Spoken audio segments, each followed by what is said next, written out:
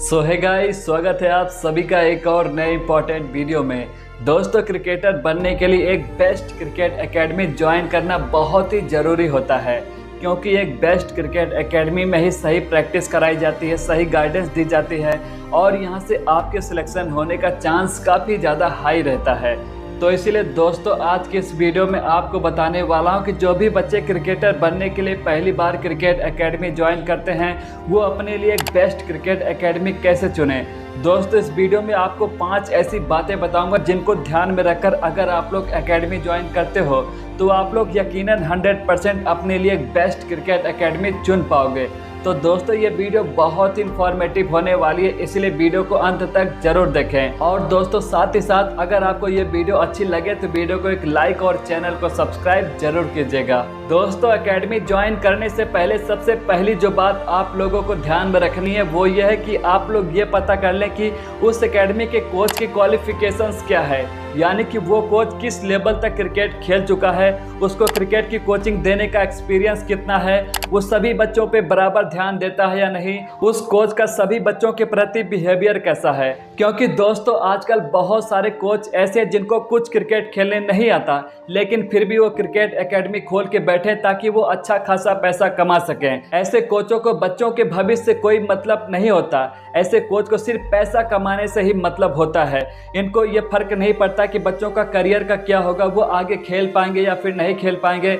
इसलिए दोस्तों, आप लोग सबसे पहली जो बात ध्यान में रखनी है वो यही है कि आप लोग उस एकेडमी के कोच के बारे में ये पता कर ले कि वहाँ के कोच की क्वालिफिकेशंस क्या है, वो कोच कहाँ तक खेला है, कितने सालों का एक्सपीरियंस है, सभी बच्चों के प्रति उसका बिहेवियर कैसा है, सभी बच्चों के ऊपर बराबर ध्यान देता है या नहीं। दोस्तों, ये बात आप लोगों को जरूर ध्यान में रखनी है। उसके बाद दोस्तों, आप लोगों को दूसरी जो बात ध्यान में रखनी है वो ये है कि आप लोग ये पता कर लें कि वो एकेडमी DDCA से यानी कि Delhi and district cricket association से जुड़ी हुई है या नहीं। क्योंकि दोस्तों, जो एकेडमी DDCA से जुड़ी हुई होती है वहाँ के कोच का काफ़ी ज़्यादा पहुँच होता है और वहाँ के कोच का डायरेक्ट कॉन्टैक्ट सिलेक्टर के साथ होता है। इसीलिए दोस्तों, ऐसी एकेडमियों से आपका सिलेक्शन होने का चांस काफ़ी ज़्यादा हाई रहता है। दोस्तों, जिस प्रकार आप लोग किसी स्कूल में एडमिशन लेने से पहले ये पता करते हो कि वो स्कूल किसी बोर्ड से एफिलेटेड है या नहीं, जैसे CBSE बोर्ड हो गया, ICSE बोर्ड हो गया, स्टेट बोर्ड हो गया, वो किसी बोर्ड से एफिलेटेड है या नहीं, उसी प्रकार आप लोगों को ये भी पता कर लेना कि जिस एकेडमी में आप लोग एडमिशन लेना चाहते हो वो एकेडमी किसी बोर्ड से यानी कि Delhi and district cricket association से एफिलेटेड है या नहीं। अगर वो एकेडमी DDCA से एफिलेटेड है तो ही आप लोग ऐसी एकेडमी को ज्वाइन करें, क्योंकि ऐसी एकेडमियों से आपका सिलेक्शन होने का चांस काफ़ी ज़्यादा हाई रहता है। उसके बाद दोस्तों, आप लोगों को तीसरी जो बात ध्यान में रखनी है वो ये है कि आप लोग ये पता कर लें कि उस एकेडमी का खुद का कोई ग्राउंड है या नहीं। क्योंकि दोस्तों, अगर उस एकेडमी का अपना खुद का कोई ग्राउंड नहीं रहेगा तो आप लोगों को प्रैक्टिस करने के लिए इधर उधर भटकना पड़ेगा।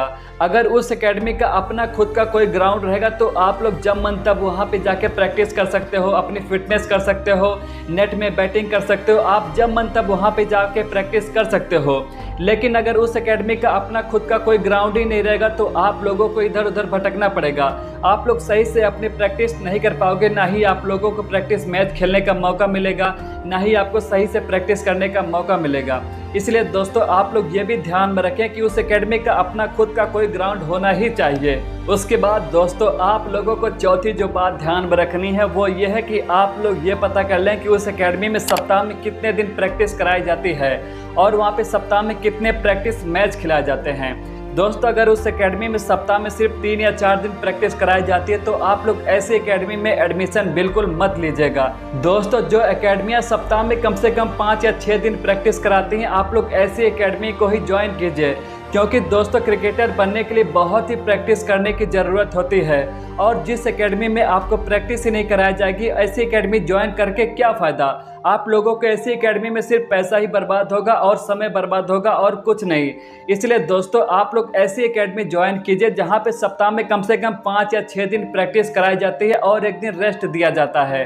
और दोस्तों साथ ही साथ आप लोग ये भी पता कर लीजिए कि वहाँ पे कितने प्रैक्टिस मैच खिलाए जाते हैं, क्योंकि दोस्तों आप चाहे जितना प्रैक्टिस कर लीजिए लेकिन जब बारी आती है आपके रिजल्ट की तो आपका रिजल्ट आपके प्रैक्टिस मैच से ही पता चलता है। दोस्तों मान लीजिए अगर आप लोग डेली 6 से 7 घंटे प्रैक्टिस करते हो लेकिन प्रैक्टिस मैच में आप हमेशा 2 रन 4 रन या 6 रन ही बनाते हो तो ऐसी प्रैक्टिस का क्या फायदा। इसलिए दोस्तों आप लोगों को प्रैक्टिस मैच खेलने की भी बहुत ही ज़्यादा ज़रूरत होती है। आप लोग जितना ज़्यादा प्रैक्टिस मैच खेलोगे उतना ही ज़्यादा आपके खेल में निखार आएगा, उतना ही ज़्यादा आपको मैच खेलने का एक्सपीरियंस गेन होगा, उतना ही ज़्यादा आप लोग प्रेशर हैंडल कर पाओगे।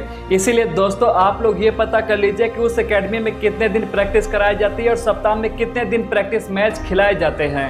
उसके बाद दोस्तों आप लोगों को पांचवी और आखिरी जो बात ध्यान में रखनी है वो ये है कि आप लोग ये पता कर लें कि उस एकेडमी में कितने कोच मौजूद है और वहाँ पे कोच और बच्चों का रेशियो कितना है।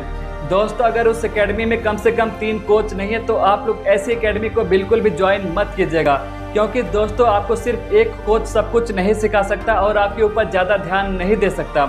इसलिए दोस्तों वहाँ पे कम से कम बॉलिंग, बैटिंग और फील्डिंग के लिए 3 अलग अलग कोच होने ही चाहिए। दोस्तों जैसे मान लीजिए कि उस एकेडमी में सिर्फ एक कोच है और उसके अंडर 50 बच्चे प्रैक्टिस करते हैं तो आप लोग यहीं से अंदाज़ा लगा सकते हैं कि वहाँ का कोच आपके ऊपर कितना ही ध्यान देगा। दोस्तों अगर उस एकेडमी में 3 अलग अलग कोच रहेंगे तो आपको ज़्यादा प्रैक्टिस करने का मौका मिलेगा। आप लोग एक ही दिन में अपने बैटिंग में, अपने बॉलिंग में, अपने फील्डिंग में सब कुछ में काम कर सकते हो। इसीलिए दोस्तों उस एकेडमी में कम से कम 3 कोच होने ही चाहिए जो आपको बैटिंग में सिखा सके, बॉलिंग भी सिखा सके, आपकी फील्डिंग को इम्प्रूव कर सके। तो दोस्तों यही है वो 5 बातें जिनको ध्यान में रखकर अगर आप लोग एकेडमी ज्वाइन करते हो तो आप लोग यकीनन अपने लिए एक बेस्ट क्रिकेट एकेडमी ज्वाइन कर पाओगे। तो दोस्तों ये 5 बातें आप लोगों को कैसे लगी आप लोग प्लीज़ नीचे कमेंट करके ज़रूर बताएं। और दोस्तों ऐसे ही बेस्ट क्रिकेट एकेडमीज़ के बारे में और क्रिकेटर बनने की सभी जानकारी पाने के लिए प्लीज़ आप लोग वीडियो को एक लाइक और चैनल को सब्सक्राइब कर लीजिएगा। तो दोस्तों चलिए मिलते हैं आपसे किसी और वीडियो में किसी और टॉपिक के साथ, तब तक के लिए जय हिंद।